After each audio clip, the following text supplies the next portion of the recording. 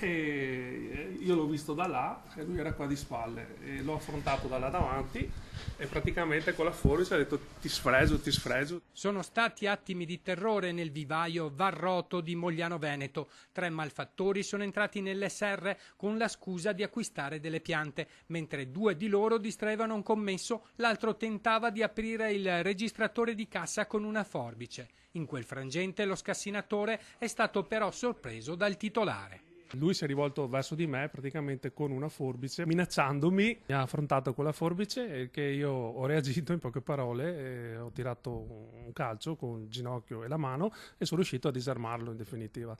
Lui è scappato uscendo dall'altra porta dell'ufficio dove c'era un altro complice che lo attendeva e in 2 mi hanno affrontato dall'altra parte della strada scaraventandomi per terra e poi gli ho corso dietro, insomma sono scappati via a piedi lasciando la loro vettura fuori strada. Le immediate ricerche dei militari dell'Arma appena giunti sul posto hanno consentito di rinvenire nelle vicinanze del vivaio l'autovettura che i malviventi avevano abbandonato nella fretta di fuggire a piedi. Da lì gli investigatori sono riusciti a risalire all'identità degli autori che adesso sono stati segnalati alla Procura della Repubblica. Si tratta di 3 nomadi sinti di 35 e 36 anni che insieme ad un 21enne, tutti residenti in provincia di Venezia e con numerosi precedenti di polizia, sono stati denunciati a piede libero per tentata rapina. Bisognerebbe che ci fossero delle pene un po' più severe che venissero applicate.